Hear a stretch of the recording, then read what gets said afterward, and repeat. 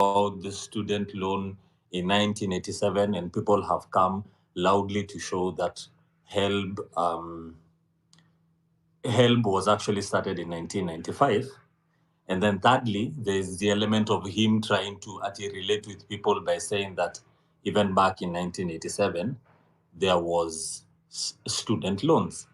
So sasa kitu nilikuwa nimetaka kupoke as a question to a lot of the people that I'm seeing on X, in a way, focusing a lot more on playing the soundbite only on the basis of that this man is talking about something that was started in 1995 and he is lying.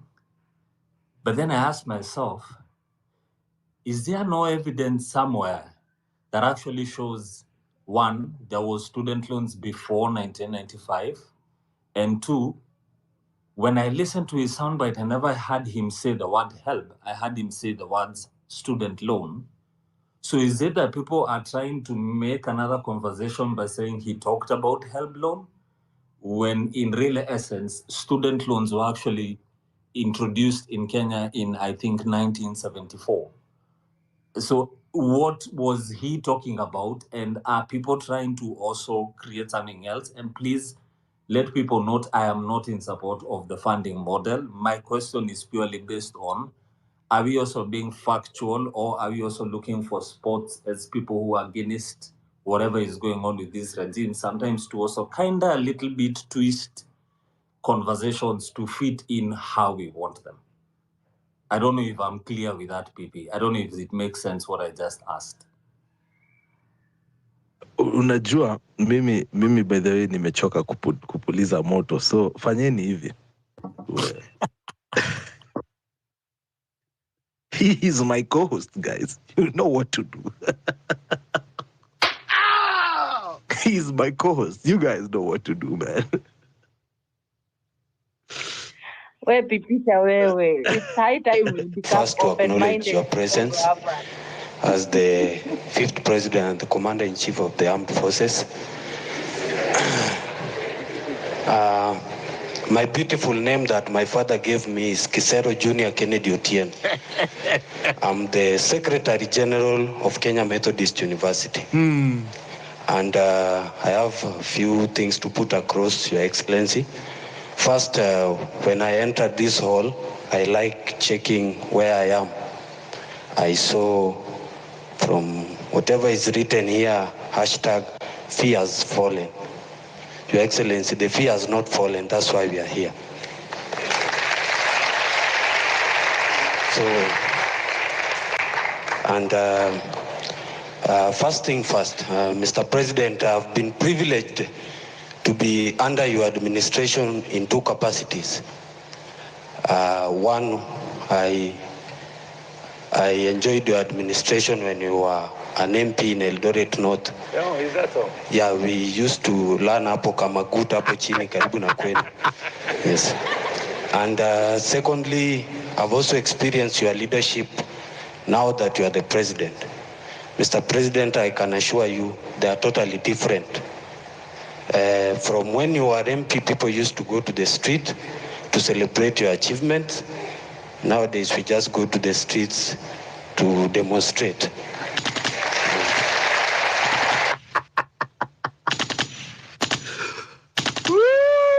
Jaman, even unasema you need to be open-minded. What is open about having people with a school fees balance of 300,000? No, that's not what I actually said. Your little dispute with DK over here. No, we're just creating conversation. If I wanted to dispute him, I have the powers. I have the powers to eject him from the space, you know. Yeah, so I know, but yeah, we are creating conversation. Come on, relax, Eve. What I was trying to say is, sometimes as us as being listeners also, there are certain narratives. Just sasa tukishaanza kusikia some kind of like when you say it's creating conversation. Now I understand, but like last week was hot, man. Last week was very, very hot. You know what I'm talking about. The Thursday and Friday one, I had to leave. Like seriously, the Friday one, I couldn't even listen. I had to just leave kidogo to like build up momentum and try and see things objectively. So what I'm saying is just let's try and be objective. I know we are of different sides, and I know we are of different sides kidogo, but let's try and it's not cherry pick exactly, but question. Check it. If while you're giving me this advice, I'd appreciate equally if you just told me your sentiment on this, because my sentiment on the Nini one. You remember last week we really had to try so much. I even had to switch my space into a parliament so that I could be Mr. Speaker, sir. Okay, so it's the way of trying to also being liberative and also not let people disinform. Unani get? Yeah. Because like what DK is saying, DK is talking about diction. He's saying the president handled the issue of loans instead of help, all right? Which is okay. Yes. And that is why I said I'm inviting people to come and engage my co-host, because for me, I have a different school of thought. Mine comes at 6 p.m., okay? So at this moment, as we are starting this conversation, I don't want us to have sides. I want us to have opinion, all right? This is an opinion space. This is not a parliament that we set laws, okay? So all we can do is give each other's opinion on things. And let us put it clear. I am one person who does not like sema niseme sasa niko na mtu mwenye atuelewani kwa space and I just let them run. I have something that I believe in on my space. I have something that I believe in. The message, if you're not staying on the message, I'm afraid I just kick you out. And that is why I have not kicked DK out, because I believe he has something that he's trying to put out there. So kindly, just let the space run. It's just 15 minutes in, eh? No, I'm not trying to diss you. Tusikose kuelewana hapa. Nimeelewa point yako. What I'm trying to say to everyone here is let's be at least open-minded in listening to opinions of other people. Unaona, and try and disseminate. If we don't agree with it, disseminate them strategically instead of putting, it's nikikao pia. We are getting ideas from other people, so we can't just do it na my feelings. To the point DK, because nimeambiwa hapa naongea too much. To the point una attack the person. On my show I don't like people attacking people. I like you attack the point. Okay? So attack the point. Now I'm attacking the point. The point that DK said, I kind of agree with whatever you're saying, but at what time is it coming? That's the issue. Inakuja saa ngapi? Is it coming at a time whereby we are discussing this loan issue, and then everyone will fall back on the sentiments of it being a help loan, and help was started? There are those things that will come out, yes. Zitakuja too. So why is it coming right now? The issue was, what is he doing? He's in a place of power. He doesn't have to give us stories on how he paid his loans, his student loans. You get, but that's my point. Do you understand the concept of gaslighting? Just before I let you go, Eve. Yeah, I do. I actually do. Okay, thank you. And I don't like it. Yeah, thank you. I obey. I just wanted you to just tell me that from your mouth, if you understand the concept of gaslighting first. I obey. Sijui ni kugaslight pia mimi.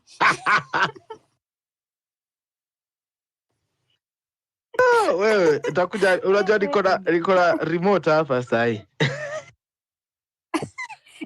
Ndio maana uliitwa cartel. No, you see why?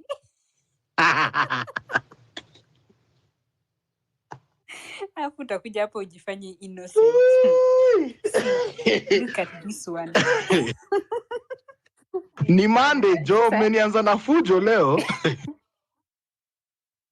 It comes from a place of love. Now that's toxicity 101. Anyway, so kabla sijaanza kwa some toxicity is also nice if it's constructive.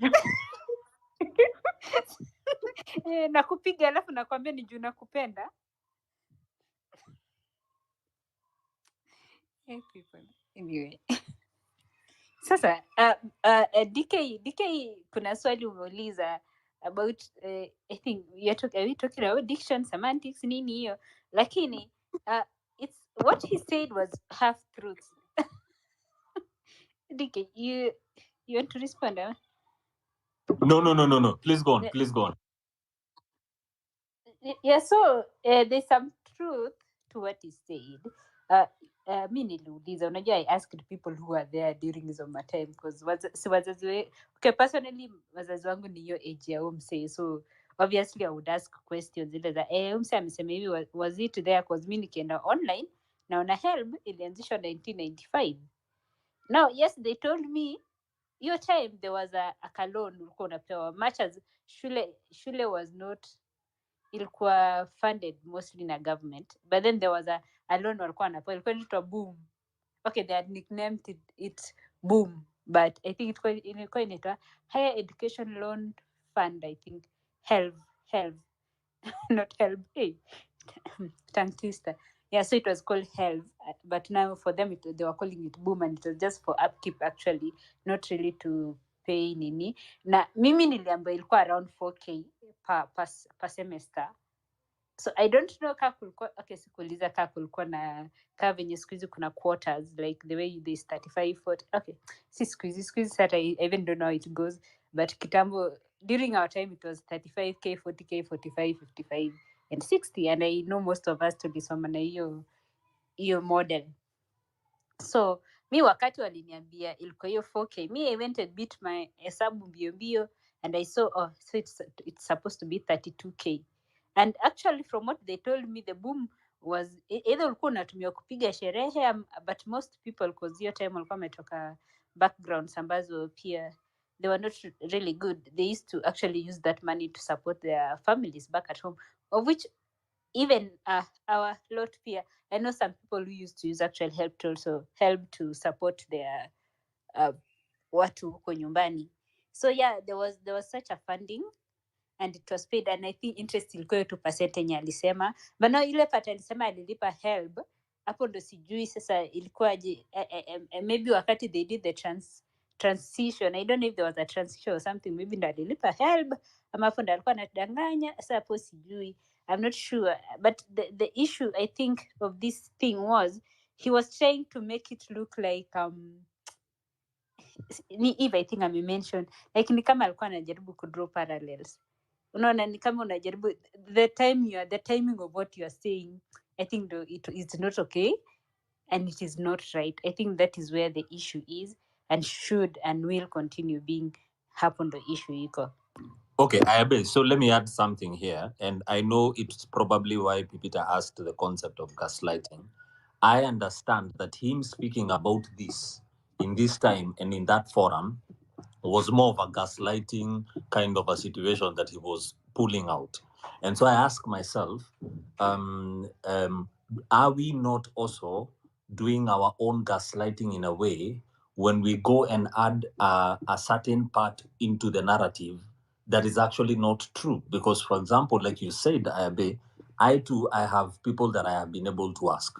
My mom is one of those people who did not do university. Her for her, she did diploma. And the people back in the 70s and late 70s and early 80s who did the diplomas and certificates did not have access to student loans. But for them, for example, for my mom, she went to KMTC. For them, their school fees was paid for. But everyone in the diploma, certificate, and even those in the university all used to receive what you're calling BOOM. And only the guys in the university, for example, I have 2 uncles and 2 aunties, all direct to me, siblings to my mother and my dad. All of them enjoyed student loans. They all did university. In fact, the most recent one I was talking to early this afternoon was telling me he finished paying his student loan about 10 years ago. Now, I ask myself, when I watch that story, when I listened to what he was saying, I did not hear him referring to the exactness of the HELB loan, which was started in 1995. I believe he was talking about what was there before. Now, I feel like when we, on our spaces, not spaces, on X, are talking about as if he was speaking on regard to HELB itself, which is not what I heard him say, then are we not doing our own gaslighting to our conversation? And should we not just stick to the fact that, yes, he was gaslighting us with his own story, which we do not care about, but not try to change the narrative just so that we can fix it for ourselves, which is what I felt like that is what is going on. And the last thing I'll say is the reason why that question came to me is because I was already aware about the module of how the older people got their loans nanini. Like I said, Mikona too close to me. So when I walked into X today and I'm seeing people saying that he said he got a HELB loan, the HELB loan ilianza 1995. I was there, I'm thinking, okay, sawa, HELB ilianza 1995, but his student loans ilikuwaga before. So was he not talking about that or not? So yeah. My point today on this show, and I think, guys, you're actually getting lost. For me, I do not care about the story, and you guys are really diverted. We are not here to talk about President Ruto's student loans, DK. Rachasani was set straight when naive. We are not here to talk about President Ruto's loans, or if it was true that he got a student loan or not, okay? But when we ask about accountability, we are always gaslit. Okay? When we asked about why we are being forced into a housing situation, a housing levy, they told us they want to make Kenya a new Singapore. Okay? And so we should not worry about it. When they wanted to compare us with Tanzania, waliongelea madeni. So that is the concept of gaslighting that I'm heavily against. Okay? Hii mambo ya kama prezo alipata loan ya 55,000. We both know he was taken to the president then, President Moi. Why was he taken there? Alipelekwaje huko? Okay? Because he saw potential. Moi saw potential in that young man. And Moi gave him a chance to be a member of parliament because he was personally told by President Moi to run for that seat. Wewe umeambiwa run viti ngapi? Today, my biggest concern is that young man who sent me a message, all right? Send me a message of their friend who cannot pay university fees because they dropped out. And when they're coming back, they cannot be put in that eligibility criteria. I'm talking about the parents of those kids that they have 6 people. I don't care about if that HELB existed before 1995. That one is what I tell Kina Eve. It's a good conversation point. But that is not why we are here. Why we are here today, and I'm going to repeat it today one more time, is we would like to just get down into this university funding model. If you're very keen, the students themselves, when they were speaking, none of them went back to ask the president kama ukweli alichukua loan. That is what we call sensationalizing, and that is what we get on social media. The point of the matter here is this is a punitive university funding model, okay?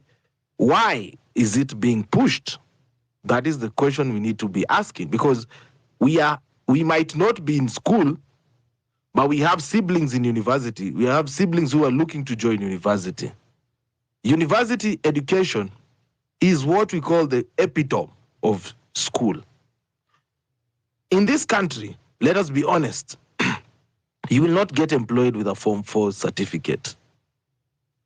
You will not, unless your dad is the MP. You're not getting any job with a Form 4 certificate. And that is my biggest issue. We are talking about grade 1, tier 2, tier 3 of funding. We had that conversation last week here on Home Run.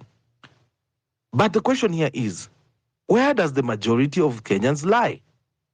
Kenya is a third world country for a reason. So as we are also talking about objectivity, let's also maintain the fact that we are a third world country.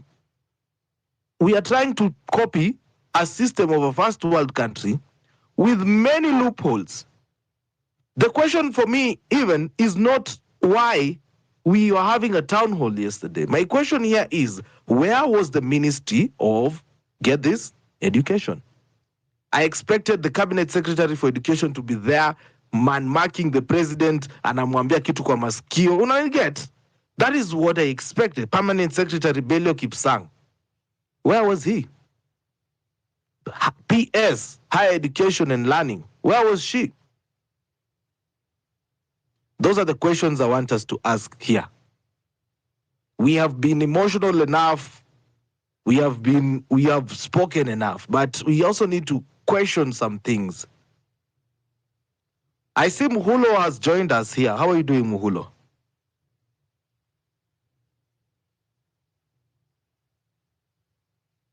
Muhulo, unmute your mic. Hey, Muhulo, wewe nikimuita leo ashikani. Muhulo, kindly unmute your mic and talk to us.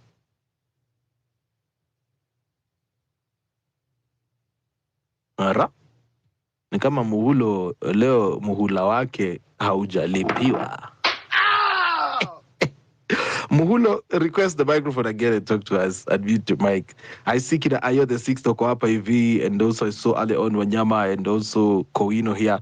They have very awesome spaces on Sauti ya Mwananchi.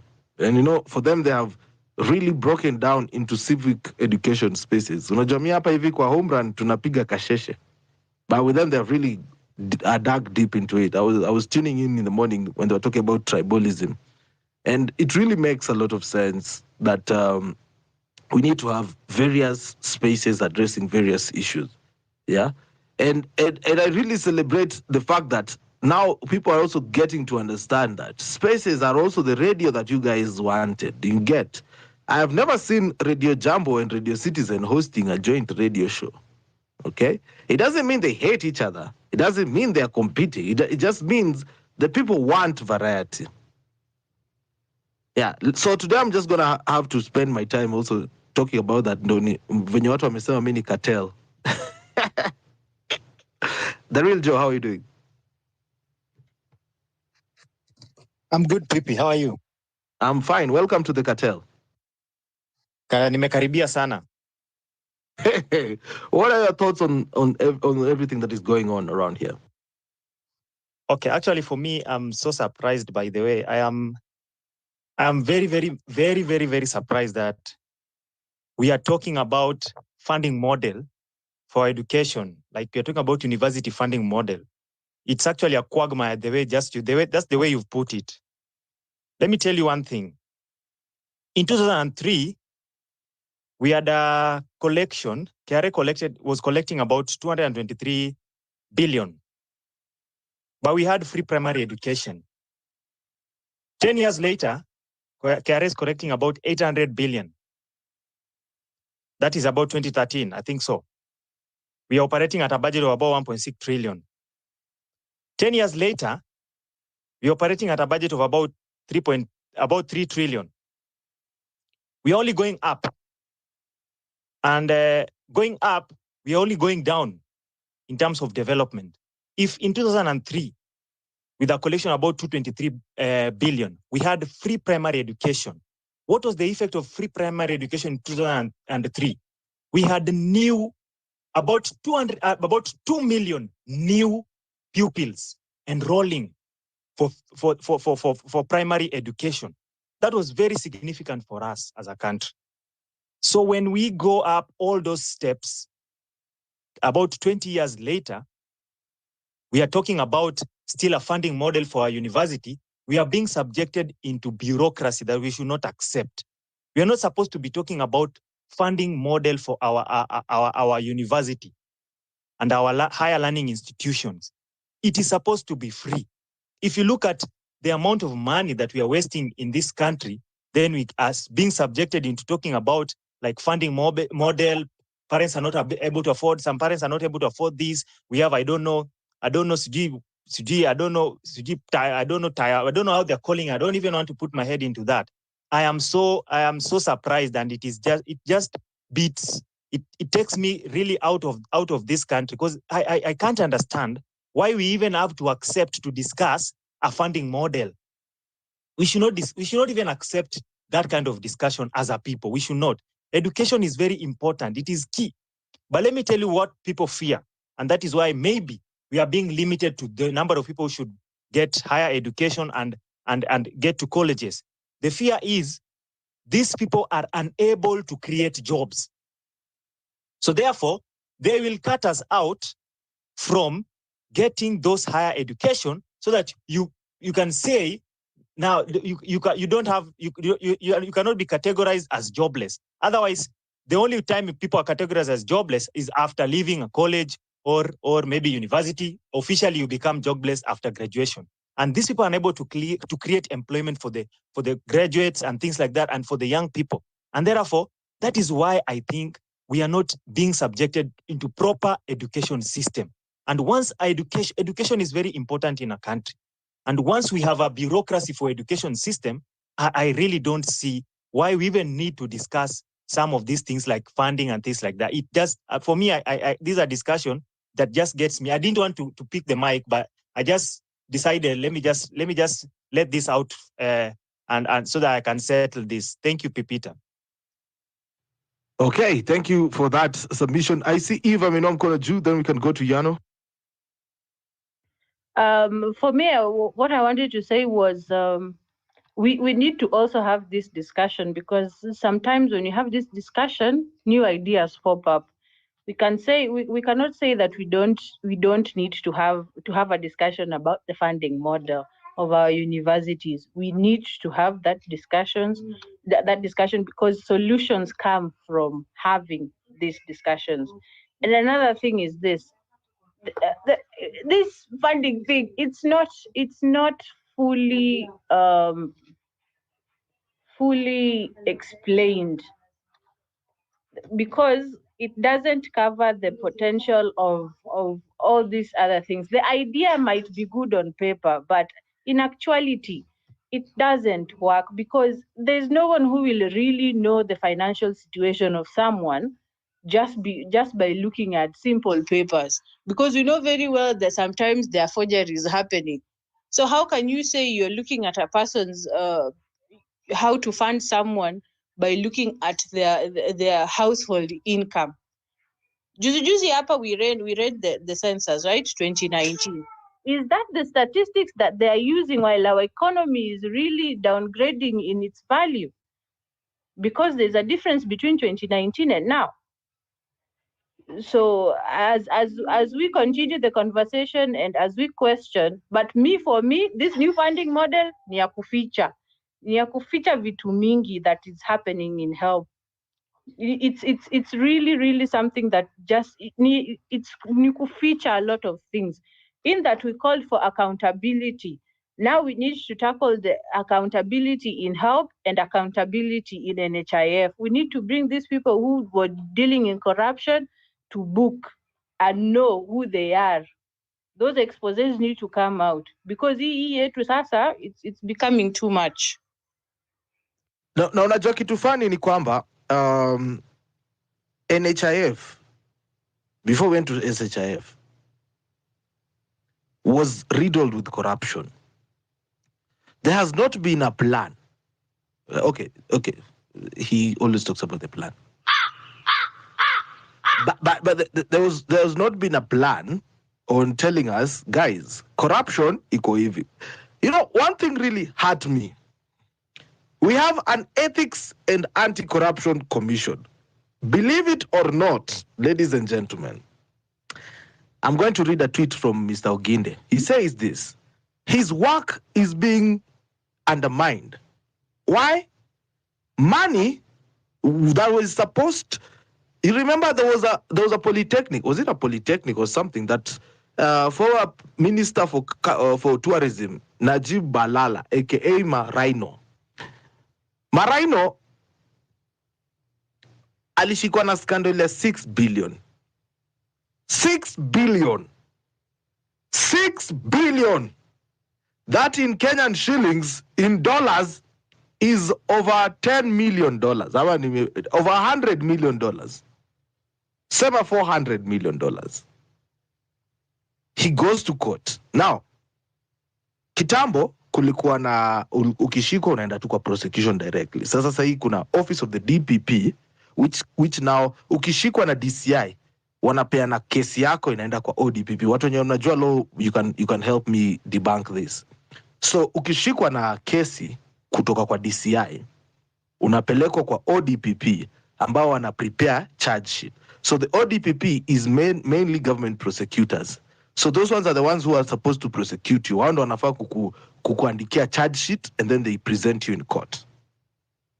So DCI, EACC, if it's a criminal case, EACC is supposed to give DCI a file. And then DCI, ikifanya investigation zake, ipatie ODPP. ODPP wakupeleke kotini. Now, let us be honest, let us say the truth. The ODPP of Kenya, the Office of the Director of Public Prosecution, is corrupt. The DCI, corrupt. They are being weaponized. Tuseme ukweli bwana. Nimegundua kumbe hata nikiweka VPN bado naweza tafutwa. Wacha tu tuiseme leo. They are corrupt. How is that half of the cases have been dropped? John Waluke, a non-felon, was advising Gen Zs. Never been disgusted like that in my life. Yano, how are you doing? Hey man, niko poa. Karibu sana kwa show. Talk to us. Thank you, man. Uko na sound effects noma sana. So, I want to concur with you, first of all. Hata niseme everything with Ruto, nothing with him is ever fully explained. Wajua tu, he only stands to exploit us more when nothing, and he always trace back anything to whatever.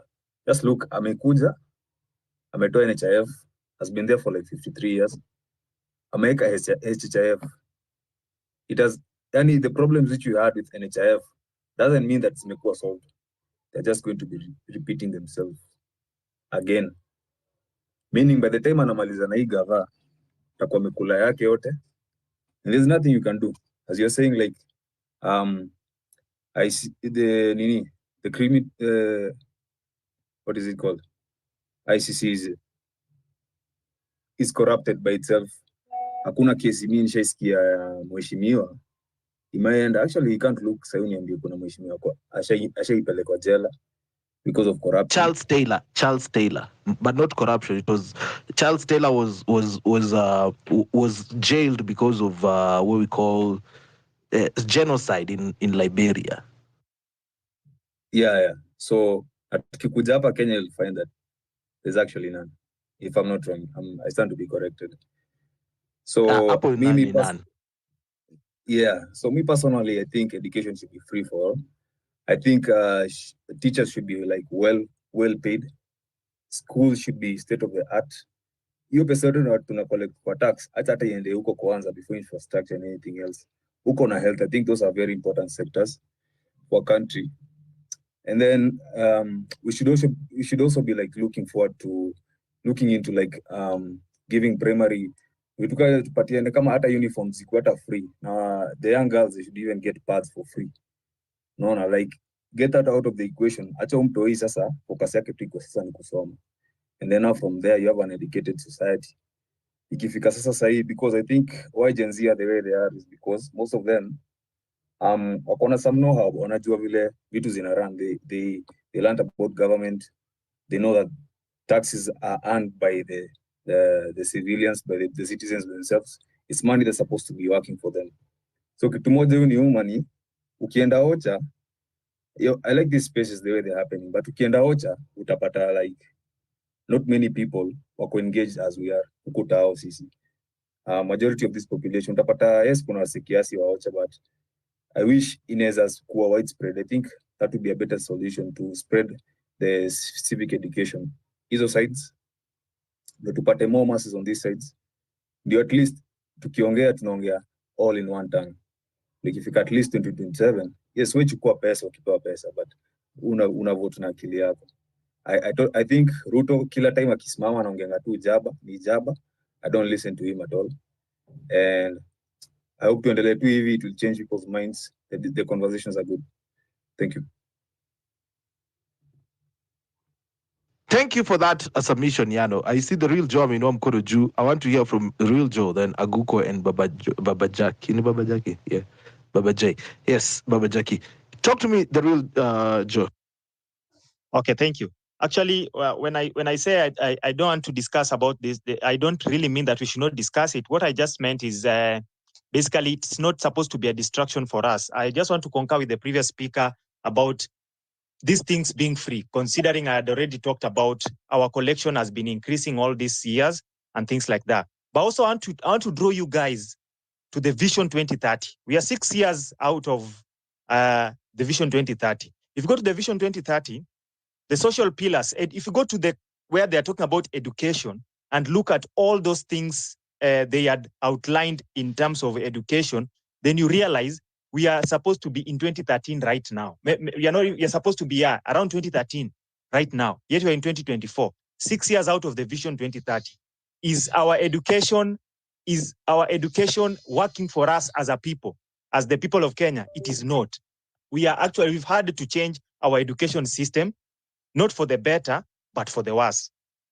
Right now, we are discussing a funding model. In this funding model, university funding model, we are trying to also look at people who cannot be able to afford this education model to be able to educate their children. My problem is not about the funding model. My problem is something as important as education, something as important as higher learning, because university is our highest learning institution, something as important as a university. Why can we, as a country, demand that this be given very, very high priority so that as we take as many people as possible to our universities?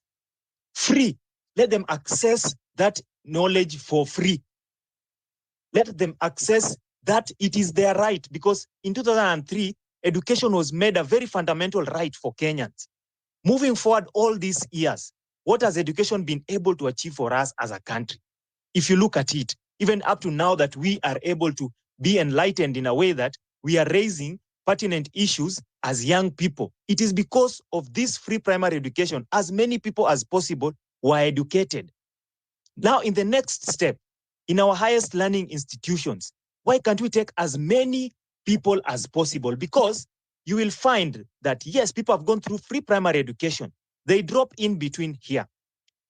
In the Vision 2030, you will see that the government, that document stipulates that TVT, the TVETs, are very critical in an economy.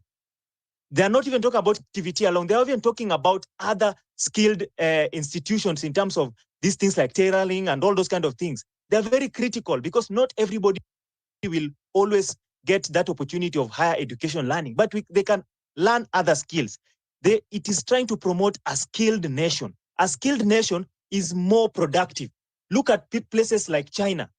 A skilled nation is more productive than any other thing. And that is what we need to promote as a country. And therefore, this higher education learning funding model, we are discussing it right now, but we are supposed to have it.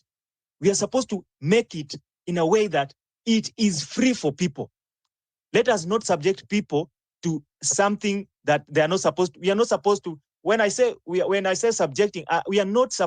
Kenyans are not supposed to pay for education from ground up, going upward, unless you decide you want to go to a private university or anything. But public institutions need to be public and need to be free. If you look at the money being spent elsewhere, being wasted elsewhere, you'll find that this money can fund education even for a period. Just money that has been wasted within the last 2 years in this regime, that money can fund education, free education from primary to higher education to the university for even about 3 years. So it's not about that. It's about having this education free forever for people. That's what we need to push for. That's the agenda we need to push for. Let us not push their agenda of the funding model. Let us push the agenda of having this education free for us.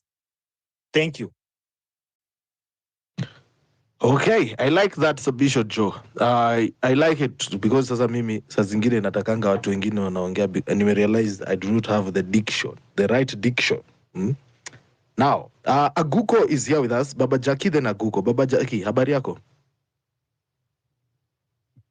Thank you, Pipi. I think this is my first time to speak in these spaces. I've been a silent listener throughout the period when the Gen Z was striking up to now. And I think maybe what made me to want to speak today was about what you guys are discussing. So the discussion should never be whether the president was granted loan or not, because the way I understand it is that during that time, by then I was in high school, I believe, it was that they were getting free meals, free everything. They didn't pay for school fees or university fees. So whatever they were given in terms of loan was just for upkeep. They used to call it boom. So I remember my uncles who were at the university at that time used to come home with these big boom systems. The radio. It was I remember my uncle had a Sanyo 60, is it a Sony 16 centimeter cassette player that he had bought from the university at that time. So the discussion really should drift from whether the president was given loan or not, because he was given something. The discussion should be that this man was able, because as you know, he was in YK 92, and then he says that he paid this loan 10 to 12 years after. And then you ask yourself, what is the credit behavior or spending behavior of this guy? The man has money, but cannot give money back to whoever facilitated his studies so that he can help other people to come up. And that's why I when I look at our politicians or maybe our elite behavior in Kenya is that once you have, you don't want other people to have. Yeah, mtu kishasaidiwa, you are expected to extend a hand, or maybe like right now is the president, then we expect him to help us. But as you see, he's trying to say everybody pays. And during my time, I went to universities in the late 90s and early 2000. We used to pay around 20,000 a year for our studies. So you look at it, 20,000. Right now, how much is it? Somebody here spoke, I can't remember who, that this funding or going to university should be free, because we were told when the shule, so that you can just be, going to school was supposed to be an equalizer to everybody. Going to school was the only thing, the only hope that parents had to make it in life. Right now, I can tell you, going to school does not really translate to making it, because how many graduates do you have that don't have jobs? And now, even that going to school to even make you feel good is not possible to some of the kids here. I see all the time guys reaching out, wanting help here and there, and they can't get it. So I would just want to urge our young people sometimes, don't be sidetracked to what somebody says they did. That is their time. Their life and your life is different. Like right now, I can't come here to tell you how you should ask for things, because during my time it was a little different. I remember I was from a background without a parent. My father died when I was young, and we were expected to get a bursary. I never got that bursary at that time. I was able to get a student loan that was able to help me pay the 20,000 and maybe have 5,000 remaining for a semester or a year to spend on dining and buying books, which was not enough. So let's if we are talking about funding model right now, I know you want to champion for other things, but also let's learn to be focused. If right now people are talking about the funding model, however much you agree or you don't agree with it, let's look at it, see the flaws, what needs to be changed, or maybe quash it like you did the Finance Bill 2024. So if right now it's that you guys are standing for the funding model being quashed and continue with what is there, maybe making some amendments to it to make it better, and then I think that should be the case. If you guys are saying let education be free, then let it be free, because I remember that is one of the things that the Kibaki government promised, and I believe that should be championed for at the moment, to have our students from poor backgrounds really be able to get this education dream. Thank you, guys. I don't think I have much. I'll be listening, and just wanted to make sure that maybe you get support where you need it. And as always, let's always try to be objective, because the side shows sometimes I listen here. I come, like I said, I come to most of these presentations, and all I hear is you guys bring each other down. Who said what? There's no supreme opinion. These opinions, as you give them, should be able to align you guys, measure each other and see how people are thinking in their dispensations and how you can push this struggle forward. We are here to support you guys, and hopefully we'll be able to make a good Kenya going forward. Thank you. Right. Thank you so much for that submission, Baba Jackie. Karibu sana kwa Humran, and I hope you keep on giving us your opinion moving forward as well. I see Aguko Hannington is here. Talk to me, Hannington. Yes, how are you, Pipi? I'm doing amazing, thank God. Yeah, my background may not be good. I'm in town. I just have a quick one. I was just requesting for a clarification here. I'm hearing that the university fee is now not being paid to schools directly. It is being paid by a citizen. Can somebody clarify for me in case that is true? Because which universities in particular? The public universities. All of them, they're going into that one account. Inaenda kwa ile one account yenye ilikuwa inasema. That is the information I'm asking for, because I don't have any information concerning that, and I saw somebody written something like that. And if it is going to the one account, just a quick one, I just wanted to ask, is it going to the same account where we lose 15 billion due to typing error, or which we have not even been told anything concerning it, how it went, whether the money was recovered or not? Thank you. Hannington. Shikai kiboko. E-Citizen account ni hiyo moja, ndugu yangu. You know, my greatest fear was when I had UN mess wanalipa mess, chakula mess through E-Citizen. I don't know if it's true. I'd like to hear from people who have interacted with E-Citizen. But guys, is it the case? I know we don't like sensationalizing, but I just want to know, because even universities are because yes, Pipi, because even I visited Kenyatta Hospital. Yes. Allah, kwani ameenda Aguko? Simski pia. Ameenda huyo. All right. I wanted to just engage him kwa sababu kuna vitu I would like to hear from comrades as well. Aguko, are you there? Yes, Pipi, can you get me? Yes. Yes, because even Kenyatta Hospital, I'm being told that when you go there, you must pay 50 shillings before they even talk to you, and that is a public hospital. So how are these people operating? Because there, sometimes we usually find even these street children, they are not able to get anywhere. We pick them, we take them sometimes there for treatment, and you are being told to pay 50 shillings by e-citizen. Is it really, really good? Because that is a public hospital, it's supposed to be everything, it's supposed to be sorted free. Now this is interesting. I've just gotten a confirmation. 5Z is saying all money is going to one account, 22222. Cause Tutor is also saying the same. All university payment passes through e-Citizen. 5Z saying all university money is paid to that citizen account. This country will be milked dry. All public entity monies passes through e-Citizen. What could be the worst that could happen? $15 billion in unfinished accounts, ama what?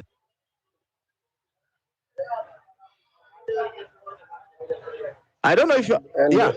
Pipi, if it is going to the e-Citizen, and initially, I think initially those who were there back then, I think there was some amount which the university students were paying direct to the university account. Or Yeah, universities. I'm just When requesting I for went a back to school, I clarification. paid. When I was in school, like 4 or 5 years ago, I paid school fees to the university's bank account. So I don't know if it So changed. that is what we are supposed to be putting a lot of questions in, because this is citizen, it is being run by private company. It is not a government thing. It is a private company. Even during the Uhuru time, it was bringing a lot of problem even in the county, in Nairobi City County. You can remember, because these people are milking money from there, Light Left Center. Because you can't audit it, because it is a private account. It is a private company. You can't go to audit a private company. So if they want us to do such kind of things, let them just be clear and tell us what they want, because you can't channel all the government collections plus the counties to a private company, which the public cannot audit. That is the reason why you are hearing them. They are taking money right, left, center, because they know very well you can't reach there. For you to get an access, you must get a court order for you to be given an information you want. So kindly, as we are discussing this, kindly also put that one on notice. So Ayabe just told me that even high schools are now paying through the e-citizen platform. Okay, that is in a working system. That is good. The Real Joy is saying ecitizen.go.k is owned by the government. Okay, who is handling this service fee? The 50 shillings that we pay for everything we do. 1050 kwa good conduct. Passports, if it's 7,500, you pay an extra 50 shillings. I want to know who gets this money, the Real Joe. Because if it's a government nanny, then there should not be any transaction charges attached to it. Ama unasemaje, Real Joe? Actually, basically, whatever you're asking is very, very critical, Peter. Where is the service charge going to? From the clarification that the initial developers of eCitizen made, but via the CEO, he actually said that eCitizen was after development, it was licensed to the government, and therefore this version of eCitizen is only licensed to the Kenyan government, and the Kenyan government now runs and owns eCitizen. The only thing that we needed to have asked further is, there are these fees. Do they have any revenue from these fees themselves? That company that developed eCitizen, do they share this revenue with the government, or this is a government charge? Because the government is not supposed to charge for that. Because right now we are supposed to be aware that eCitizen is owned by the government and it is licensed to the government. He made that clarification very, very clear. I think on Citizen and something like that. He made that clarification very, very clear. We need just to put the government to task about this. Moses Kuria actually is one of the people who introduced some of these charges, even though some of them were there previously. It is something that has been going on silently without the knowledge of people until just recently.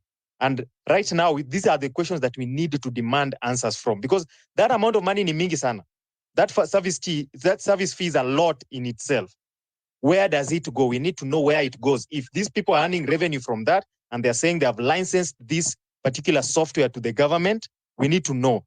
And we need to, he also claimed that there's a certain amount of money that had not been completely settled to them. So these are some of the things that we need to find out, and questions, we need to ask these questions and find out. But eCitizens, as per his clarification, is owned by, licensed to the government. This version of eCitizen is licensed to the government, but they help in maintenance. So that is what I know about eCitizen. So these charges that you're asking me, these are questions we need now to ask. Even me, I have these questions in mind, Pepita. All right. Thank you for that clarification. I want to go into my junction right now. It has been last week nilikuwa kazi mpaka hata sikuweza kukuwa na I actually hated coming back from holiday, but yeah, that's that. 5,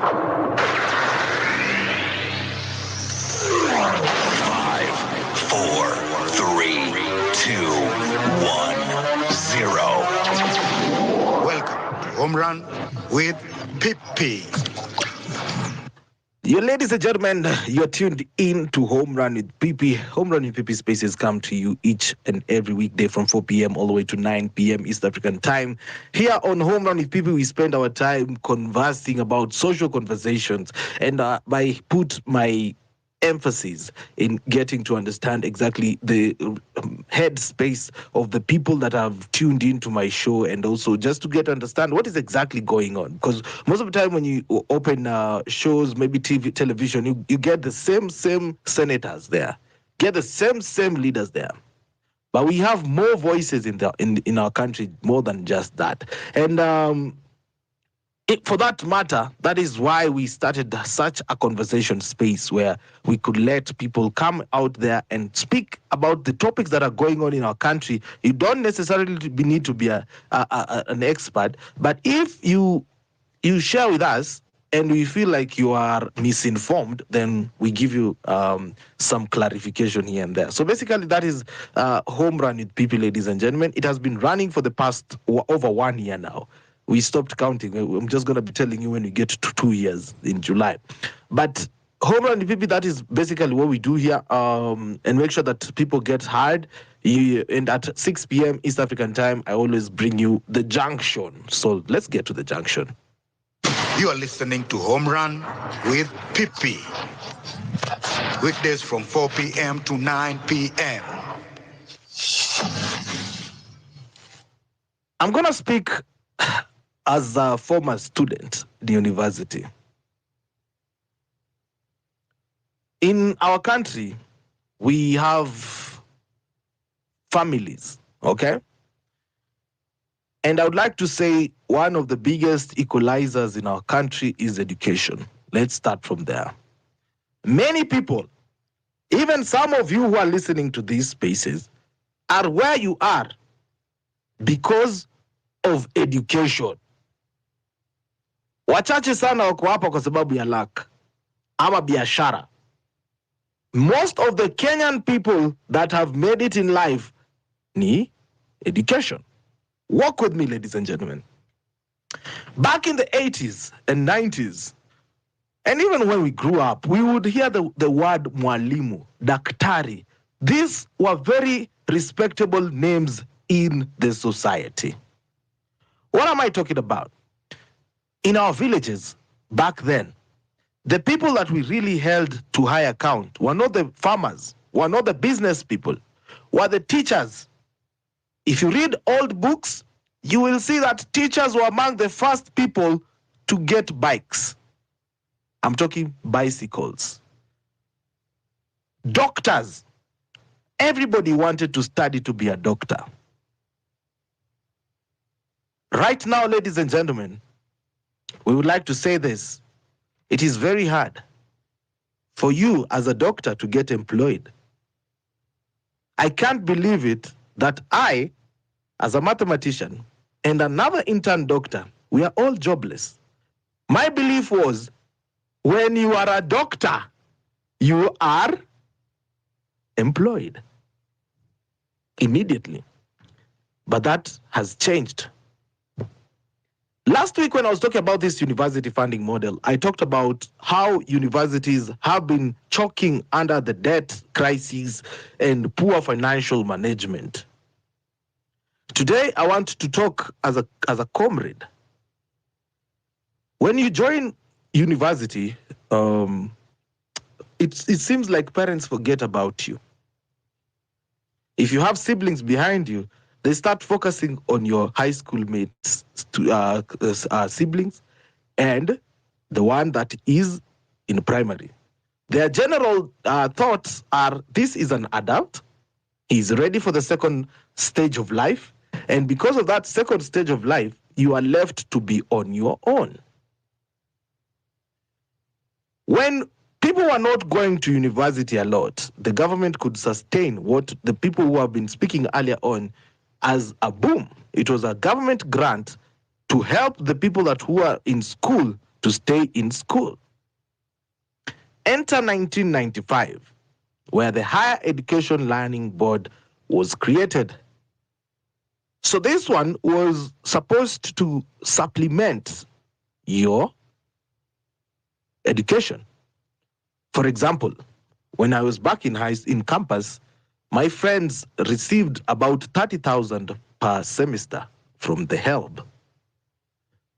That is 150% of the school fees we used to pay. In the school I went to in Machakos University, in our first semesters, we would pay 21,000. In the second semester, we would pay 14,000. The most expensive second semester I went to was 18,000 shillings. I have 5 siblings. I am thinking, I am a parent. I have to write down my KRA PIN, which shows my income and the way I've been paying taxes into the country, so that this university funding model can decide if I am poor or rich. And when I was speaking to my friends, I realized that the caste system is back. Ladies and gentlemen, what is the caste system? I'm going to give you a dictionary explanation of the caste.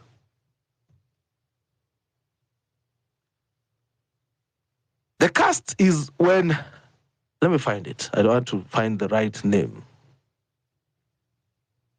I'm going to use the Indian model for that. Yeah?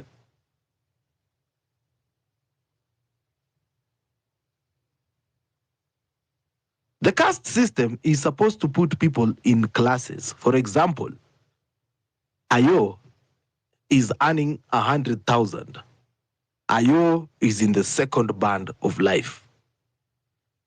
Ayo, Miss Kihara is earning 30,000. Miss Kihara is going to go into the lower system. But my question here is,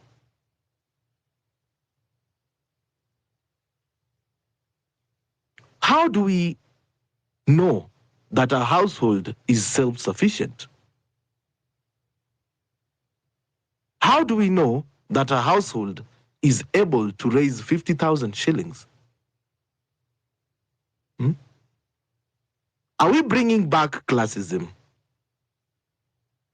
200,000 plus students will not join university. Do that over 5 years, that is 1 million uneducated folk that are below Form 4 level. Who is benefiting from this?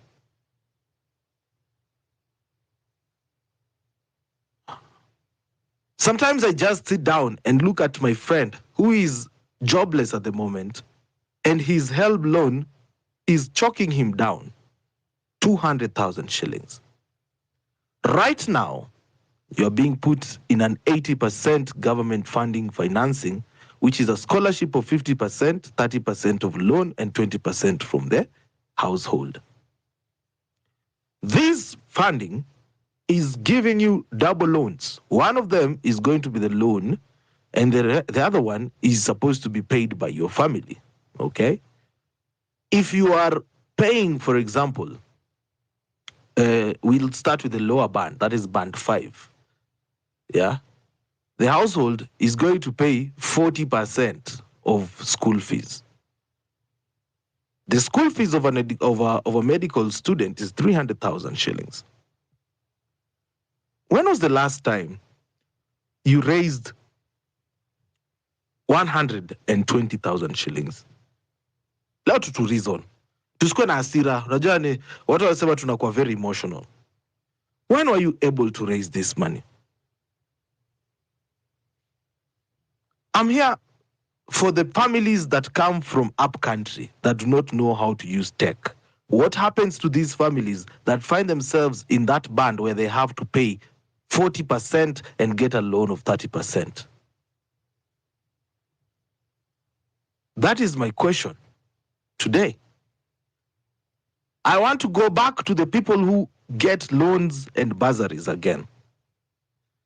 I have seen the highest level of begging, treachery, and all form of bad things to be said about the bursaries. Personally, I have never gotten a bursary, not because I am well off, but just because I do not come from the same ethnicity as the MP. The MPs get 4,000 shillings to give people. Sir, MCA, 4,000. MP, governor, 4,000.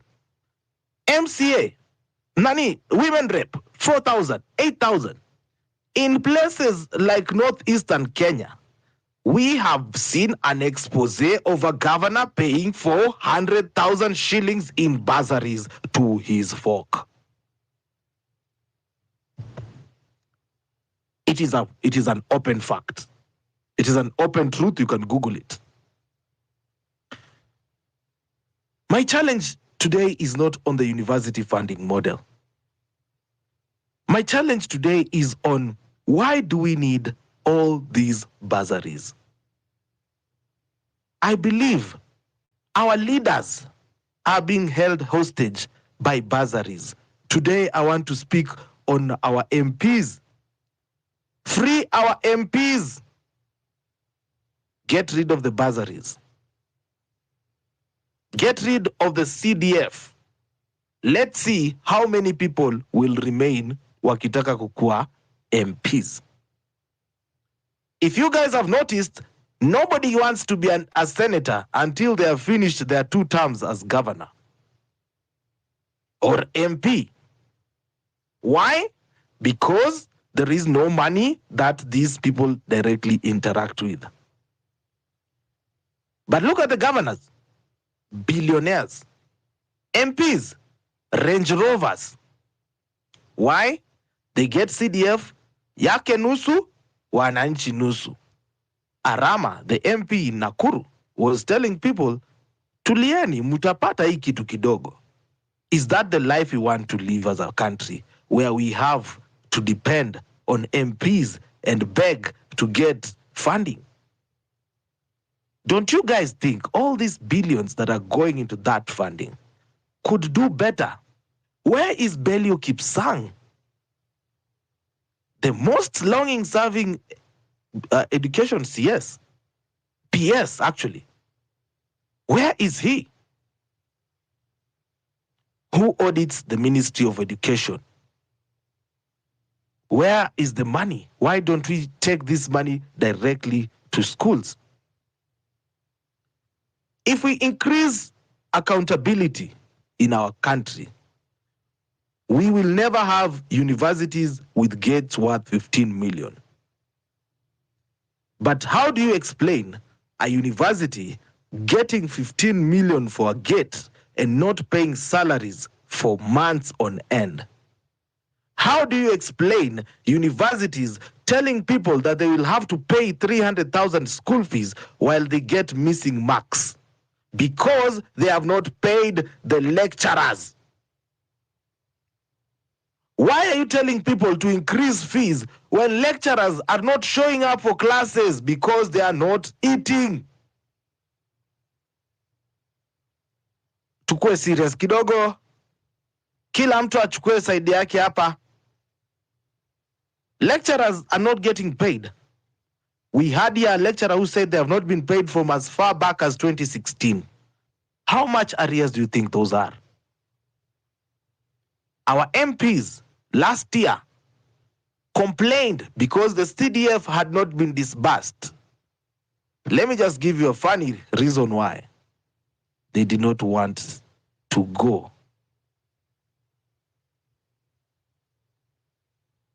They do not want to go.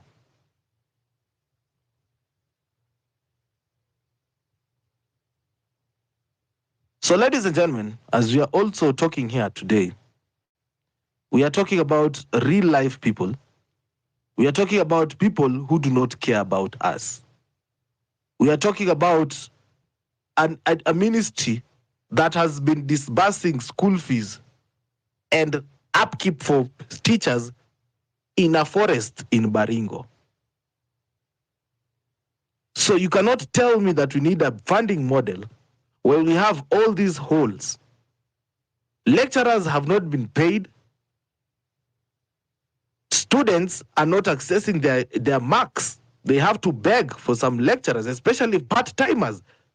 I even fear thinking about a part-timer lecturer being my lecturer, because when I do that, they just think about what if they don't pay his salary and he decides to disappear with my marks. That is what happened to me in my first year of campus. We were having lecturers from Kenyatta University teaching us. And when the university refused to pay them, they disappeared with our marks. So we had to sit for supplementary exams to get our marks. Why? They are not getting their salaries. What assurance is there that these lecturers will be paid now? You are listening to Home Run with Pippi. Weekdays from 4 p.m. to 9 p.m. That is my junction, ladies and gentlemen. I just had questions today. I don't want to rant on a Monday. Welcome to Home Run with Pippi. As I said, Home Run with Pippi is your spaces to just give you a chance to speak and converse with us. And I want to say this, ladies and gentlemen. Home Run with Pippi is supported by you, the listener. That is how I maintain my independence of thought, and I can say any name I want. So if you like what I'm doing, there is a tip jar line there, 0721 948 229, where you can help keep the lights on this side of the studio. Right now, I want to go back into the conversation, and I'm also going to let DK now also give us his thoughts on all this. And then we're going to move the mic around to the listeners as well to just hear what you think. But DK, talk to me. I like where your junction has taken this conversation. It's broadened the prospect beyond just sitting and discussing what we are all saying that is the same, which is we are not okay with this university funding model. That's one. Two, what is this rush of introducing something new, and what was wrong with the old one that you have identified that this new one is going to do? We all have that common question. We all are coming on to the spaces, whether this one or any other, even in our X tweets and everything. That's what we're talking about. And now the direction of your junction goes on to the broader conversation that has been there. People are saying it, and it's there over the last 1 week, which is the existence of bursaries, the existence of the CDF plan and bursaries is, and I stand to be corrected, probably the number one source of corruption that goes on in the National Assembly, specifically with MPs, or even as far as devolution is concerned, specifically with governance. And like you said it, PP, these guys who are here in between senators, it is why their job is not as popular as as you would see the other two. So I will not say much, just that I hope that the people that are coming on as speakers, while we would like to share our sentiments about the university funding model, let's also talk about what people just brought on the table. What do you guys think? I'd like to hear specifically on that direction, what people think as far as bursaries, as far as CDFs, as far as the existence of them and the omission of it is concerned. So with your allowance, people, I think I'm going to go to just onto the speakers that we have. Is that okay? Yeah, sure. Go ahead. I'll be back at 7. All right, cool. As we start off, guys, just asante to everybody who's just in the listening panel as well. Thank you to each one of you that are listening and that have been here since we started this off at 4. Just to mention a few: Jerry, I see Eric Kibet, Abdul Haji, I see you, Henry Legit, I see Grace, I also see let's see, I see Bosibori, I see Simon. Thank you all so much for listening, and we appreciate each one of you. I'd like to share your sentiments as far as our discussion today, and as far as bursaries, CDFs are concerned, and their role and what can be changed. Please just feel free to request the mic, and we would love to hear from you. I will start off with Mzalendo as I go through the other people. Mzalendo, good evening. Good evening, DK, and thank you so much for the good job that you and the PP are doing. So about this university funding quagmire, I will maybe start by asking the university students leaders. On 23rd and 24th of May, it is on the record that these guys attended a meeting in Naivasha where this model was discussed. And again, yesterday, some of them were in town hall. In my opinion, as a person who is paying school fee for a student in university, I think these student leaders should be recalled, because they're actually the ones who are failing the nation. They should be recalled. I was seeing KOT was sharing some things there. There were of those student leaders who are greeting the president. Na unajua tu ukienda kule kusalimia rais kuna kitu unaachiwa. So our student leaders, they have put us in this mess because they were in Naivasha where this model was discussed. And then yesterday again, they were called at town hall.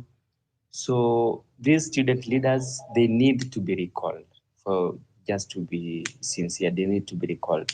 And then lastly, I have a personal feeling that this model could be introduced to deny people education, because education has a link with governance, more so administrative. So this government may have realized that the more we get educated, the more we learn, the more we get educated, the more we understand what politics is, the more we understand what governance is, tutawasumbua. The more tutasoma what bureaucracy is, the more we'll understand what decentralization of government is, the more we'll understand public policies, the more we'll understand, the more we will define public administration, the more tutakuwa tunagundua uozo ambao uko ndani ya serikali. And that is why they cannot tell us what is wrong with the previous model and why they are forcing this one down our throats. As Pipi said earlier, why are we being forced with this? Why are we being given a bitter pill and we are forced to swallow the bitter pill? There must be a secret behind it. When you see Ruto is forcing something, I know that there is something behind it that is sinister. And lastly, talking about CDF and bursaries, I think I will second what Wamushomba said. It is just time we collect signatures and we petition Parliament that we don't want bursaries to be given to MPs and CDFs, because they have made it to worship as if they are our lords. They are also using it to get rich. It is the CDF money that they use to campaign when they are getting back to the next term. It is the CDF money that they use to bribe voters. So I think it is just high time as citizens exercise our power and petition that hii pesa itolewe, iwekwe pale kwa education fund, so that it is easily accessible, and then policies are also defined on how this money will be distributed. And then lastly, maybe just to conclude, Kenya is one of the countries in the world that has the best policies ever. The problem is implementation. Then the other problem that Kenya has is a copy-paste nature of policies. People were saying something of that we are in a third world and we want to do things that are done in the first world. Like now, this model is not meant for a third world country, but somebody just went somewhere, copy-pasted and brought it back. And now we are being forced to follow something that is not fit for a third world country. The previous model ilikuwa imedefine vizuri sana. Ilikuwa inasema ya kwamba tuko na vulnerable students, tuko na extremely needy, tuko na needy, na tuko na the less needy. As simple as that. Then somebody just went to somewhere, did a physical study, then came back with a model, and now we are being forced to swallow that bitter pill. So thank you so much. That is my submission tonight. Na muwe na jioni njema. Asante sana. Thank you very, very much, Mzalendo. I'll just read one comment jumping on that is related to Pipi's junction today. I see Real Joe just wrote something and said, I wish we discuss the issue raised by Pipi. That is, how do we know the financial ability of a family based on just earnings like salary? Thank you for mentioning that, Real Joe. I know you might speak on that when you come onto the mic. But before I come to you, let me speak to another new speaker. Fabish, jambo ndugu. Jambo sana bwana Gift Pipita. Uko salama? Yes, wanisikiza? Na kusikiza, tueleze. Kwanza, to me, I don't know why are we surprised kwamba Ruto is messing with our education system. Sababu, unajua sasa, Ruto mess up na everything. Which one are we going to save? Is it education system? Is it health sector? Is it our security? Is it our justice system? You know, sababu, kila siku tunakaa tukiangalia ile ambao tutasave. Ruto hakuna kitu ambao anaweza kufanya ikakuwa positive. Now, the whole country is at a mess. We should not be surprised by kuwa anakuja na these delusional, thoughts. Because, niambie, mtu kweli mwenye akili yake timamu, kwanza, why would you need to segregate, the students based on their social status? Everyone in this country is paying tax. We should make our education free and free for all. Wacha kuangalia ati sijui huyu mzazi wake ana nini, sijui mzazi wake ana nini. And even in that, hata ukisema uangalia, that one will not function. Because watatumia pia, tuliangalia katika siku zilizopita za nyuma, tuliangalia kwamba ulikuwa unapata a situation where mtoto amepita ameitwa national school, but because the parents are vulnerable, then inakuwa shortchanged. Unapata mwenye alikuwa amepata D, anaenda anachukua, mwenye alikuwa ameanguka kama ni class 8, anaenda anakuwa shortchanged. Hiyo position inapeanwa kwa mwenye alikuwa ameanguka, huyu mwingine anawekwa Harambee School. This is exactly the replica of that. Because hata wakati umesegregate, those students, wewe uko class DK, maybe your parents are capable. Alafu inasemekana, okay, wewe utakuwa funded. Then mimi I come from a humble background, then nakuwa funded. There is that feeling, nitakuwa na, low self-esteem. Ukiniongelesha naona kwamba you are superior because, you are kind of more. It should not be that way. It should be level. When we talk of equality and education being an equalizer.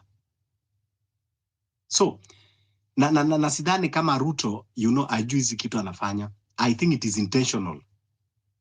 And we want to agree that he's a puppet. This thing is not coming from his mind. It is not his architect. This thing is being cooked somewhere. Yeye tu anatumiwa ku-implement. But now, the mistakes, I want to agree and with the earlier speaker, kwamba ile kitu kwanza ilifanyika makosa ni those student leaders being coerced kwenda kukutana Ruto. What do you need to discuss in a town hall ama sijui na conference where? Discussion ile ambayo iko ni Ruto implement vile iko. Pesa ziko, pesa si za Ruto. Pesa ni za taxpayers. Release that money, iserve wanafunzi wote. There's nothing to discuss kukaa mahali kukunywa njugu na kahawa. For what?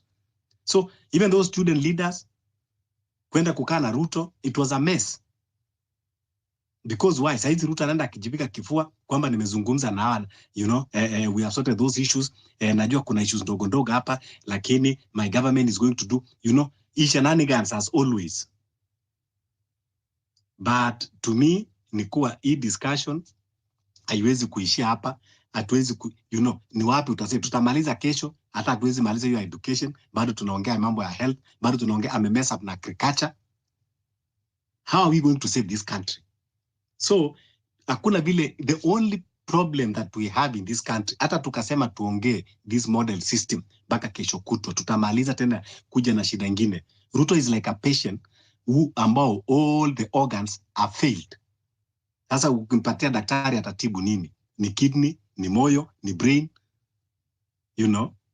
So Ruto anasa, is that kind of patient ambao hawezi kutibika sababu all the organs has failed. And that is the state of our country. No organ is functioning. Kwa hivyo tuseme sasa ni organ gani tutapatia dawa? Ni liver, ni kidney, ni lungs. So the only thing ni kwamba we forget tuzike. And the person ambao tunafaa kuzika ni huyo Ruto.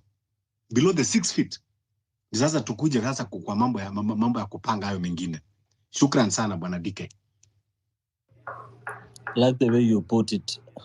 At this point, the systems are all getting sick to the point where it's now becoming very paramount that tunataka to discuss kuhusu hii ndio inaenda mbaya, hiyo ndio inaenda mbaya. Every other day that we wake up, every other morning that we wake up, there will be a new thing that this regime and this governance that is here currently will have messed up with.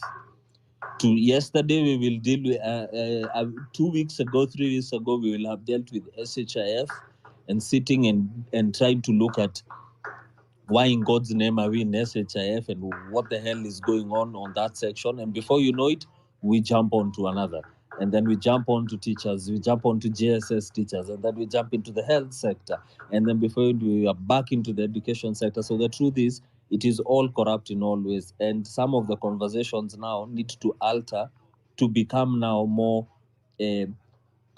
solution-oriented suggestions, solution-oriented discussions, solution-oriented setups and spaces wherever we are going on. So thank you, Sana Fabish, for speaking on that as well. I'll go through some of the other speakers who are still here. And please, if you'd like to request the mic, do feel free to request the mic and come tell us your thoughts as well on Leo's discussion. Before I go to Yano, I'll start off with Yano. But before I go to Yano, let me just see if I have any new comments that I'd like to point out. Not much really. I think most of it has been what we've been saying, and people confirming on eCitizen that yes, all the money will be going on to eCitizen and the likes. So let me jump on to Yano. Yano, do you have any second thoughts on this far, even with the junction that we've had today? Yeah, niaje DK. Salama. Yeah, so I think the previous speakers have already exhausted what I'd like to project. But one thing I'd like to say is with somebody like Ruto, let's take a good example like Morara Kibaso. He's doing a really good job of exposing this guy. Yani kila asubuhi, he wakes up, goes and finds project that this guy launched and they are not even there. Barabara ya miaka 7, hakuna hata nini, hakuna hata maji. In fact, iko na ditches and trenches, na si ati ni lami. It's the maram.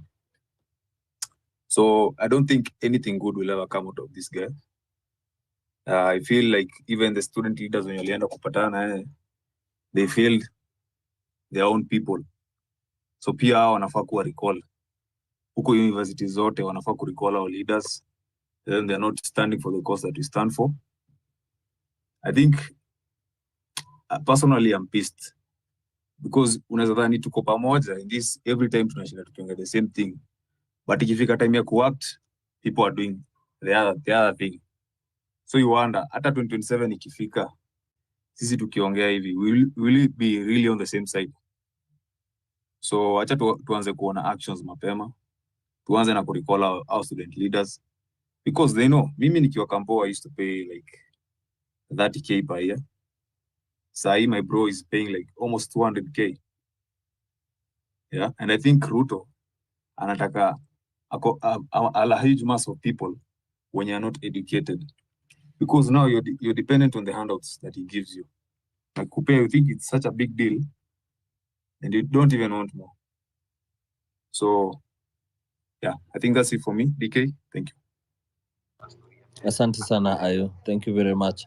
I'll jump to the lady on the panel. Ayabe, do you have anything you'd like to add to us, even after the junction that we've received today? For the next foreseeable days, just brainstorm either by yourself or amongst yourselves. Write down. I think tulianza na siasa kidogo, lakini Pipi ametuguide toward the right direction na yeah, so Pipi ameongelea kuhusu bursaries and whether they help or they don't help. And personally, when you look at it, easy bursaries, and I think someone talked about it, that the kama they are used as a means to an end for by these niliambiwa niache kuwaita leaders, by these politicians. And sijui kama kuna mtu huyo, the student leader, he said these bursaries or this kama I don't know kazi inaitwa bursaries, ma CDF, I think it's a form of bursary. These CDFs, most of the time you go there and ask for it, you cannot get if you're poor. Inakuanga ni transactional. You need a certain amount, you have to part with a certain amount. Sasa mtu ambaye ni very poor, huyu mtu atatoa wapi? For example, if mtu anaambiwa if you need to be given 20,000, you give 5,000 upfront, na si ati unaambiwa upewe 15k then ama upewe 20k then urudishe 5k, naambiwa utoe 5k upfront. Na saa hizo unaambia mtu mwenye mtoto maybe amefukuzwa school fees, amekaa home for a very long time. So these things, they don't actually help at all. And when as much as I don't believe in what these people say, it's actually unbelievable when somebody like the Chief Justice anakuja anasema ati she stopped watching news and she's wondering how there are a lot of bursaries, mbona hizi pesa isiko consolidated. And I'm like, that's so pretentious. Why are you acting ni kama umeamka tu leo umeshtukia? This bursary CDF thing has been there since I think 2013. When the new government, ile government ya Uhuru iliingia. So why are you acting ni kama umeshtukia leo kwamba these people have all these bursaries around na inafaa? In her position akona power ya ku actually facilitate ama ku ensure that ama ku guide the government and say, okay, we need this and this can actually be done, these monies can be consolidated. Lakini yeye anafanya, mbona anakuja kutufanyisha ni kama anaambia wewe sasa nenda ukaseme hivi ndio ikae ni kama you are with them. You see, ni kuchezewa tu mchezo. It is not okay, na hakuna haja tudanganyane. So this bursaries thing is, no, they should, yes, the ideal way should be of course to consolidate them. Nata kasi consolidate. This country has a lot of money that is being wasted on very stupid, useless stuff. Well, basic needs, vitu kama hospitali, vitu kama masomo, barabara pia ni nzuri. Agriculture is very basic because if you don't have food, my friend, you are dead. You don't even need that school anymore. So mbona hizi vitu sizitumiwa ku develop such industries ambazo they are very important, but we are just being told patia sijui basari sijui MP. Na hawa watu by the hata wakichelewa kupewa basari na sijui siku mbili, you'll hear them screaming because wanakwanga wamebudgetia hiyo do like it's more than a salary for, okay, sijui, it's more than a salary for them, like ni big deal kwao sana. So I think these are the things that we, as we continue going forward with this thing, hizo ndo zile vitu that if they cannot be removed in a bill manner, then tuende basi referendum tuzitoe hizo vitu kabisa. They are illegal, they shouldn't be happening in our country. So yeah, hiyo ndo that's my input regarding mambo na bursary. Mambo na funding model, of course, I think this is something all of us agree. Why was that model even brought about? And why is it being forced down our throats? It's a red flag after red flag after red flag. Na ndo maana when the students say tunafaa kwenda kwenye streets tarehe 2 mwezi wa 9, I think I've seen that's the official communication. I'm not sure because they were also communicating 9th. I think it's something that all of us should raise and do that, kwa sababu how did we even get there in the first place? Unajua, because this thing si ati imeanza this year. The students ambao waliingia shule last year, the ones wenye walifanya KCSE 2022, walikuwa na hiyo model, by the way, if you're not aware. The same last year ndo history ya kulipa school fees na school fees and all sijui bills kwa hiyo 2222 the till number ya e-citizen. And all these things happened. Nobody spoke. We just kept quiet. So normally, especially when it comes to university fees, from what I understand, normally inakuwa, if any change is brought hata kama ni one bob, the student leaders and the students have to be consulted and they have to accept. How are students way to our leaders from the year, I think it is the year maybe 2017, the way they did their selection of leaders ili change. Waliacha kufanya the normal use, mtu ana campaign and then sijui you campaign and then you're voted for, sijui they started doing sijui ni, I think it's an American system whereby you're elected by delegates, and then ikakuwa ni kama ni university nini na it's just some kind of shit. So like I know wanasema they align with what the country is having. So kama the leadership in Kenya Kwanza, even them they want a Kenya Kwanza type of leadership in their university, and it's just crap. And that's why you are seeing we are here today, kwa sababu kama hawa leadership wa universities wangekuwa strong venye wanafaa kukua, then leo hata hatungekuwa tuna discuss hii matter, it wouldn't be existing. But tulianza kukua infiltrated kitambo sana, and it's time. It's not too late. It's time. There's hope. We can still go back and make changes that we need to change. Thank you, Diki. Asante sana. Thank you, Ayabe. Riljo, are you there? Yes, I'm here. All right. Before you go, I want to pause. I know you will talk about what you just raised as a question. Maybe there's some light you would want to shed on that, which is fine. Maybe I can also pose to you directly about your thoughts specifically on CDF and bursary as well. Okay, thank you. My thoughts on CDF and bursary is this. Bursaries and CDF have been used by the political class as a way of showing mercy to the electorates instead of giving support. And from where I sit, I feel like a bursary should not be a government program whereby it is a budgeted for and things like that, and those kind of CDF budgeted for and things, that money that government intends to budget for bursaries. I think we as a country, we need to have discussions. We've never ever been involved in the process of budget making as it is stipulated in our constitution under public finance, where we need public participation in budgeting. And therefore, in the process of budget making every year, we need to have a proper look into this budget draining facilities that the government spends a lot of money, and look at the priorities. At every year comes with its own challenges, and every year a priority must be set as a country. So these bursaries that we have, currently we have so many of them. We have so many programs that deal with these bursaries, from the office of the First Lady to whoever is in public service as a bursary.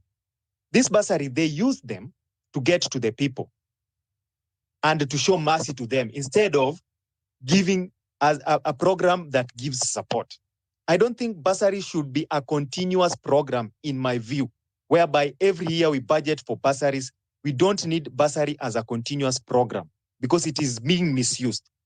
What we need to do rather is we need to have a continuous program of looking into if they really want to help the vulnerable, because as society today, I'm not vulnerable. Tomorrow I will be vulnerable. We need a program that continuously looks into if this bursary is supposed to support our education, we need a program that continuously looks into this education facilities and look into the student himself and the families themselves. Because today I'm a middle income earner, but tomorrow one of my family members is damn sick, very, very sick. Then you hear, I need to raise urgently 1 million shillings.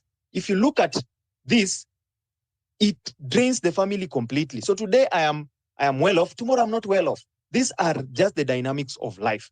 The government needs to have a way of which, or of consolidating all this information about Kenyans, because they have the information about Kenyans, and ensuring that this is a continuous process. It is not a one-time thing that you've already been graded, it is over. That is you.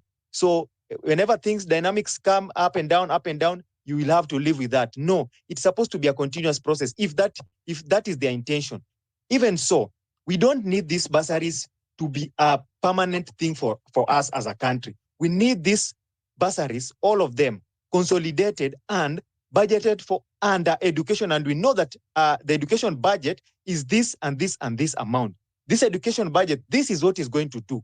And for this year, under the education budget, we are prioritizing the following. We are prioritizing under whatever we've had as Vision 2030 or whatever, any government programs that we've had, we are seeing that we need to increase schools in the semi-arid places, or we need to increase the number of students who come to school. How will we increase the number of students? We need to reduce, or we need to ensure that this education is freely available to them, or if it is not fully free, it is very, very, very affordable for anybody of any income class in our country, because we cannot be classified as low income earners, middle income earners. We cannot be classed like that when it comes to education. We can be classed like that when it comes to matters economics. But when it comes to education, education should be a unifying factor for us. When you go to school, you meet people from very different families. You should not feel out of place, whereby this person is able to afford books, you are not able to afford books, yet you are sitting there in the same class. Or another school is getting certain facilities and you're not getting those facilities. It is supposed to be a unifying factor for everybody, for us as a country. And therefore, we cannot be unified with education if we class ourselves on the onset, whereby in the same class, you have parents you've classified as, these parents are in certain band, these parents are in certain band, having their students in the same class. That doesn't work. That is already classifying those students. That education will not unify these students. So these things like bursaries and things like that, they are used by politicians to show mercy to their people. If you not show mercy, you have been given an opportunity to serve the people. Therefore, these bursaries should be, I don't know how, I've tried to go and I've tried to research the government programs and the portals in terms of these bursaries. I would have wanted to know, it would have been very important if we use real data, whereby we see the effects of bursaries in our education system. We see how many people have been successful via bursaries and in what stages they got these bursaries. We need to have that kind of analysis, because I don't see where we are going with this bursaries and CDF. And I've seen a conversation, we are supposed to consolidate all of them. But consolidating all of them, that's another cocoon in itself. If we can put this in the budget, in our national budget for education, and have this go directly to the education system, rather than again consolidating it and giving it control to someone else. That is consolidating all this and giving the rights to steal this money to a few individuals. Because right now so many people can steal it. So let's reduce the number of people who can steal it. Now they can steal a bigger share. No, that's not what we need to do. We need to consolidate all these funds, put them in the budget. Because the budget, we can be able to track how the budget is being utilized in our country. That is my thought about bursaries. Asante sana Rilzo. Thank you very much. 8 minutes to top of the hour. I'd like to send a few more shout outs to some of the people down on the listening panel. Let's see. I see Gabi J. Asante sana for being here. Lynn Goge. I see Taraji Brown. I see you Nyaboke O. Namona David Onkware. Asanteni sana. Who else do I see? Namona Mohija. Namona O Armstrong. General Wright, Honorable Rahab Maora, Nakona Christine Sadia. Thank you so much, and so many others. I can't even mention all of you guys. Phyllis, Gracious, Joshua, Lasilie, Kare, Sanchez, Asanteni Sana for being here. Home Run with PP is with you Monday to Fridays, 4 to 9 p.m. And we also have our extra Home Run extras running on Saturdays. Thank you so much for being in the listening panel. And if you'd like to share with us your thoughts as well, Kuja hapa Joe, let us know what you think about the conversation today. I'll now go to, as we head to the next hour and people will be back, I'll go to Simon, and then I'll give Simon and Eve each about 3 minutes. Please try. Let's see if we can do 3 minutes if we can, and then we'll be jumping into the top of the hour. Simon, are you there?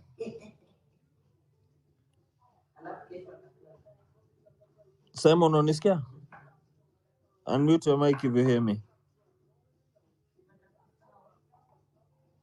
All right, as I find Simon, if you're here, I'll show you ask the mic once more. Yeah, I'm here. About bursaries, consolidating it would be the way to go, yes. But at the end of the day, who is going to be in charge of delivering those bursaries? Is it going to be consolidated, yes, but devolved?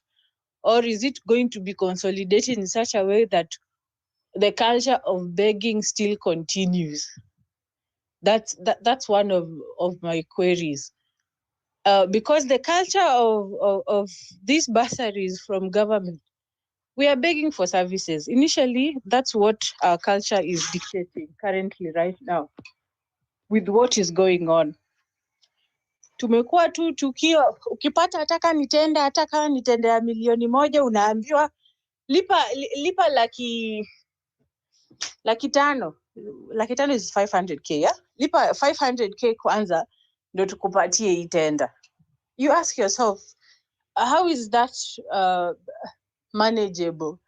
Maybe wewe hii process ya tendering, you began it just like any other job, but it is status quo currently saizi that you pay for any service you get. It's either 20% of the actual fee or it's a 10%, but usually it's on the higher side. It's almost like 20. Now, my opinion is this. We were told, I think today in the morning, Kinuthia Fanyamambo Kinuthia said something so profound that we need to think about this fight with our heads and not how things used to be. Now, my submission is this. If that consolidated fund is going to be up, it needs to be in a system that is so decentralized. We had spaces where we talked about blockchain. It's so decentralized in such a way. It's open source, yes, but it's decentralized in that it will hold these people accountable to whoever they give out this money.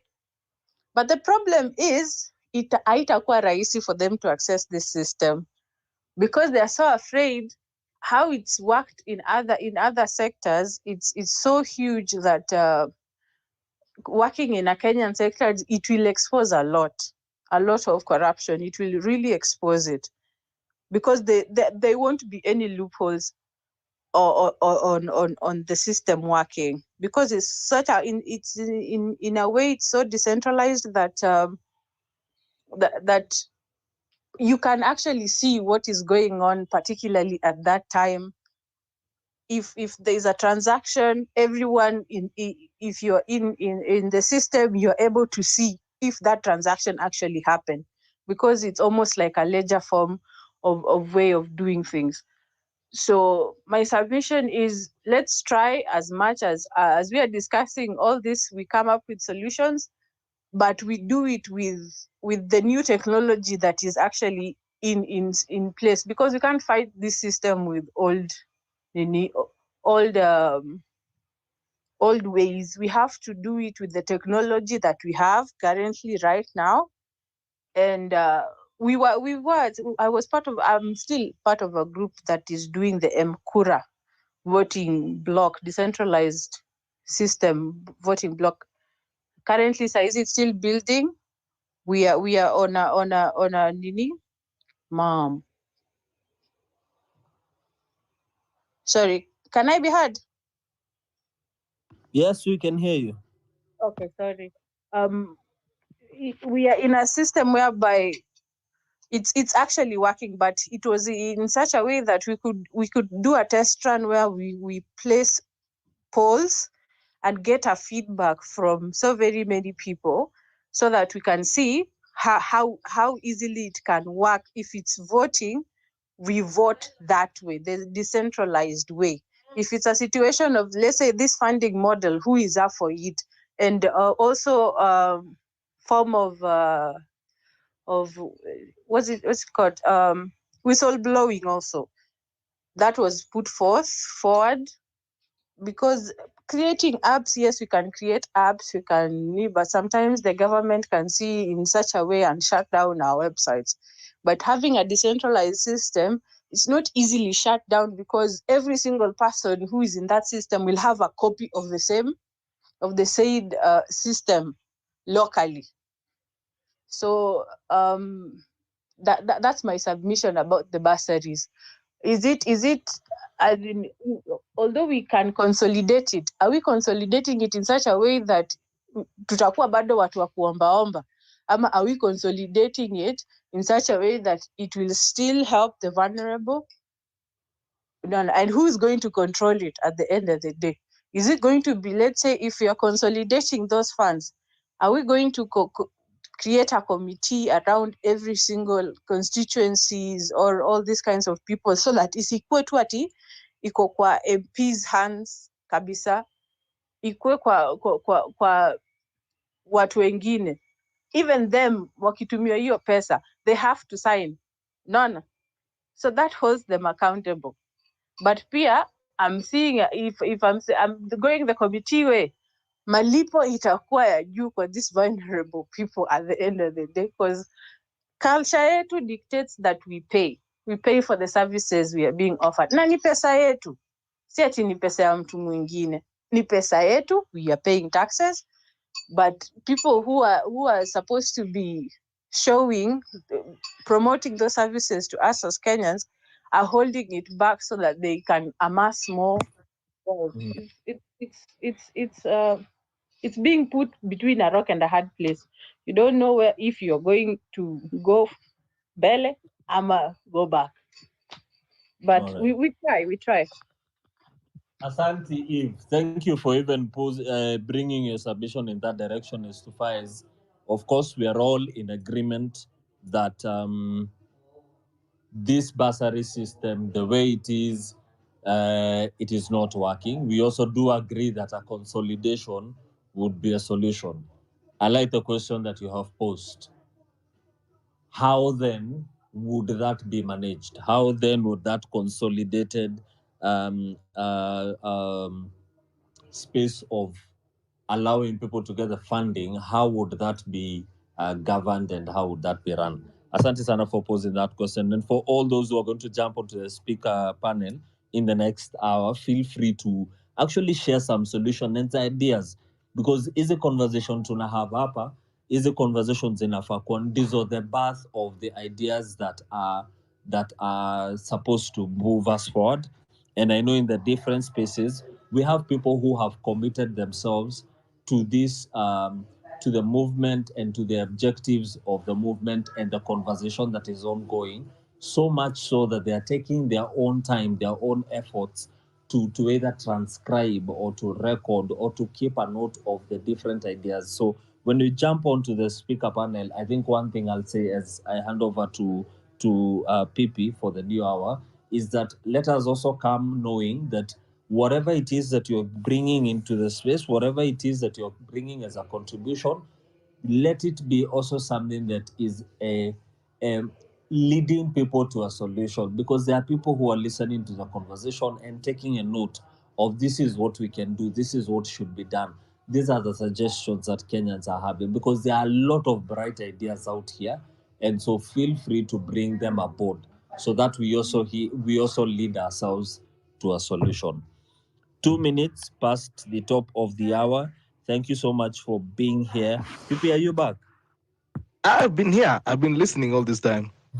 Excellent. Let us pay bills and then I'll introduce you for the next hour. Hapo sawa, twende kazi.